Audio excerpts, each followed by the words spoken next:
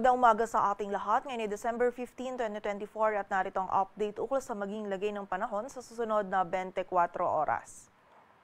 Patuloy pa rin umiiral ang shear line o yung pagsasama ng mainit at malamig na hangin dito sa silangan ng Southern Luzon kung saan ngayong araw ay magdudulot pa rin ito ng mataas na tsansa ng mga pag-ulan, pagkidlat at pagkulog dito sa may bahagi ng Bicol Region, maging ilang bahagi pa ng Eastern Visayas. So pag-iingat po para sa ating mga kababayan sa posibilidad ng mga pagbaha at pagguho ng lupa. Samantala, ang Northeast Monsoon o amihan naman ay nakakaapekto pa rin sa nalalabing bahagi ng Luzon kung saan ngayong araw ay magdudulot din ito ng maulap na kalangitan na may mga kasamang pag-ulan sa malaking bahagi ng Northern Luzon. Samantala, may kita din po natin ngayon dito sa ating satellite animation itong mga kaulapan sa silangan ng Visayas, Mindanao area sa labas yan ng ating area of responsibility at continuous monitoring po tayo dito sa mga cloud cluster or kaulapan na ito sa posibilidad na ito ay magkaroon ng sirkulasyon at maging isang ganap na low pressure area within the next 24 to 48 hours. At sa mga susunod nga po is magiging mataas yung tsansa ng mga pag-ulan dito sa silangang bahagi ng Visayas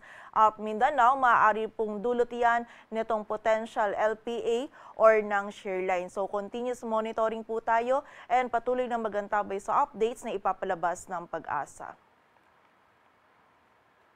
At para nga sa maging lagay ng panahon ngayong araw ng linggo, maulap na kalangitan at may mga kalat-kalat na pag-ulan, pagkilat at pagkulog pa rin na mararanasan dito sa bahagi ng Bicol Region, dulot yan ng shear line. Samantala, ang amihan naman is magdudulot pa rin ng malamig na panahon and also ng mga maulap na kalangitan na may mga kasamang pag-ulan dito sa Cordillera Administrative Region, Cagayan Valley, maging sa bahagi din ng Aurora at Quezon. At dito naman sa Metro Manila, maging sa nalalabing bahagi pa ng Luzon, ay magiging bahagyang maulap hanggang sa maulap yung ating kalangitan. Medyo malamig or bahagyang malamig po yung panahon na mararanasan natin, lalong-lalo na sa madaling araw at meron tayong posibilidad ng mga may hinang pag-ulan or pag-ambon na dulot ng amihan. Agwat ang temperatura sa Metro Manila ay mula 24 to 31 degrees Celsius. Samantala sa bahagi naman ng Visayas at Mindanao ngayong araw, ang bahagi ng Northern Samar ay makakaranas din ng makulimlim na panahon at mataas na tsansa ng mga pag-ulan, pagkidlat at pagkulog dulot yan ng shear line. Samantala, ang nalalabing bahagi naman ng Visayas, maging ang bahagi ng Palawan at buong bahagi ng Mindanao, ngayong araw ay magiging bahagyang maulap hanggang sa maulap yung kalangitan. Meron lamang posibilidad pa din ng mga isolated na mga pag-ulan, pagkilat at pagkulog lalong-lalo na yan sa hapon at gabi dulot ng easterly. So muli po, pag-iingat pa rin para sa ating mga kababayan sa posibilidad ng mga pagbaha at pagguho ng lupa. Agwat ng temperatura sa Cebu ay mula 26 to 31 degrees Celsius at sa Davao naman ay 25 to 33 degrees Celsius.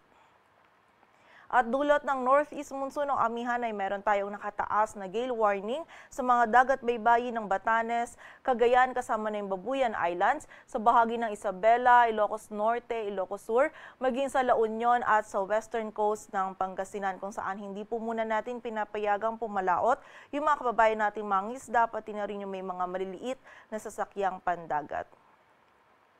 Dito sa Metro Manila, ang araw ay sisikat mamayang 6:30 ng umaga at lulubog mamayang 5:29 ng hapon.